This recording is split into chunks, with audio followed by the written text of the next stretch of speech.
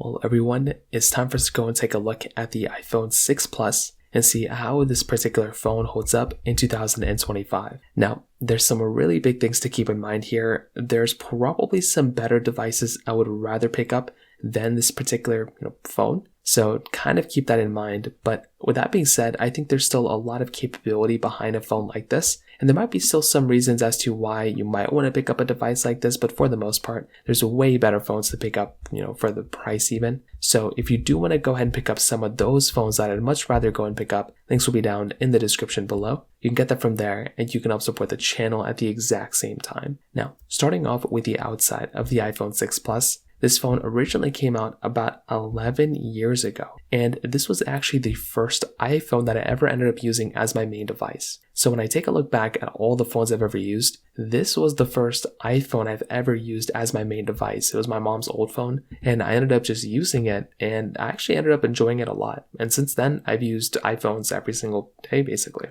Now, on the front side, this was giving you a 5.5-inch IPS LCD panel. It was 1080p, and you have to remember that this phone coming out in 2014, a lot of phones back then still kind of use these types of panels. So it really wasn't that big of a deal that this thing was basically giving you that, type of panel of an IPS LCD panel. So kind of keep that in mind. But I still think with a device like this thing still looks pretty decent. You're obviously getting big bezels on the top and the bottom, so that is somewhat unfortunate just because the bezels are so massive. But with that being said, I mean, it looks like a normal device for a 2014 phone, to be honest. A lot of phones back then basically look like this type of phone. Now, on the bottom, you were also getting your Lightning port. So that was also something kind of interesting going on for this device too. Lightning was still very good. We were using micro USB on other phones, so having Lightning at that point was better than micro USB for sure. On the backside, you were just getting your standard aluminum back, which is another cool thing going on for this type of phone too. And then the single camera setup on the top left. And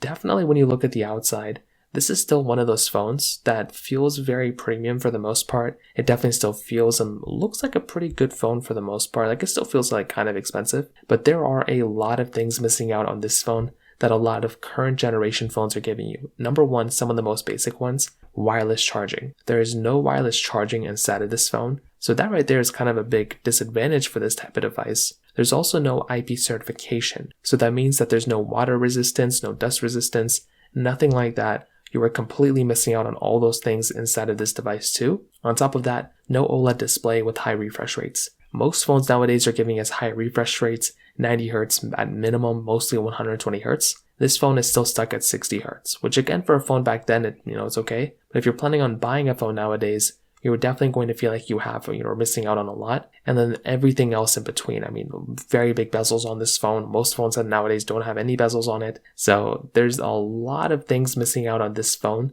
when compared to a lot of current flagships of things that you're missing out on. But with that being said, this phone came out in 2014. It's 11 years old now. And because of that, this phone's price tag is substantially cheaper. This phone, when it first came out, was very expensive for the time. Nowadays, this phone costs probably like less than $100, probably even closer to like $70. So this thing is not that expensive at all. And that's why I think a lot of people might be interested in a phone like this, because they see that price tag and they're like, oh wow, like this is still a pretty decent price to pay for a phone like this. And I would 100% recommend swaying everyone away from that type of thinking, because I do not think that is a good priced phone for this type of capability anymore. So from that side, that kind of covers it up there. Now, on top of that, when it comes down to the cameras on this thing, this is also kind of another disadvantage for this type of phone. So on the back side, you're getting an 8 megapixel standard camera. And on the front side, you're basically getting a 1.2 megapixel camera on the front side. Now, here's the thing, okay? When you're looking at these two cameras, there's a lot to kind of think about here. Number one, you have to remember that with a device like this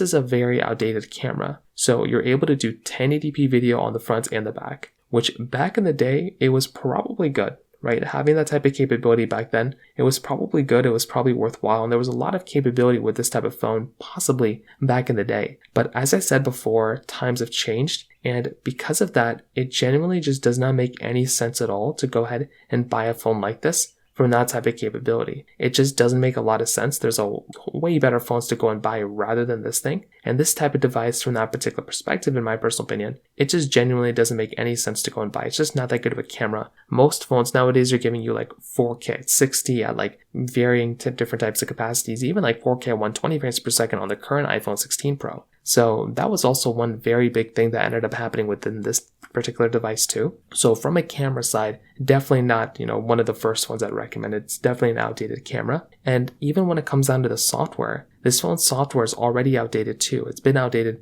since iOS 12. We are currently on iOS 18. So this phone has been outdated for so many years now. So that's another example as to why this device just really isn't worth buying anymore. So when you kind of combine all those different types of things here, you're running into a situation where this phone is just continuously going to be outdated with software, and it genuinely just doesn't make any sense to go and buy a device like this, because you can go ahead and buy a device that can give you software updates and give you just much more capability from that standpoint as well. So I would probably tell you from that side too, this phone is a very, very just maybe not that great of a device when it does kind of come down to that particular situation. Also, when it comes down to the battery, this phone's battery life was actually pretty decent when it first came out. This thing was basically giving you a 2,915 mAh battery, which was actually very good. But nowadays, this type of battery is just very, very, the battery size is still okay, but the battery life just isn't really that good anymore, just because of the amount of degradation that a lot of these batteries have experienced. So that right there, I think, is another pretty big problem that you might be experiencing too, is just when it comes down to that battery life. And even with the performance, this phone is giving you the Apple A8 chip inside of it with 1 gig of RAM. This phone's performance is very outdated right now. Now, let's just say this phone was still supported with software and it was still getting application support, which it's not. So you can't even download really most applications on this phone. But let's just say it was. A majority of developers and app developers, they have moved on from this device.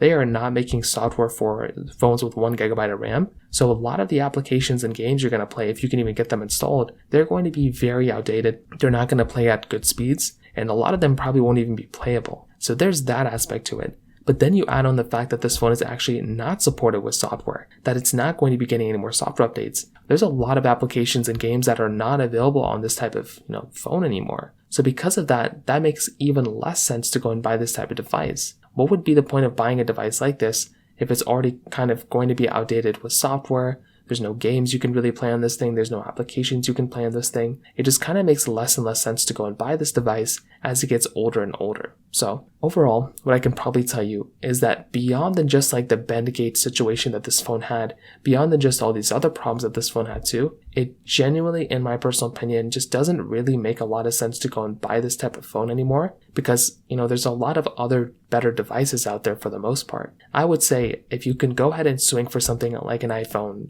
13 or an iPhone 12, that would be a substantially 1,000,000,000% of a better idea than buying this thing. I probably would even go to an iPhone 11. The 6 Plus is just very much not worth it. This device has been outdated for so long now, and there's way better devices to go and pick up rather than this thing. So at the end of the day, that's kind of how I see this device holding up from that particular perspective. If you have any other thoughts or questions, please let me know in the comment section below. Hit the like button, that would mean so much, but definitely hit that subscribe button. More importantly than everything else, I love every single one of you guys. Hopefully I'll catch you guys in the next video. Peace out till then.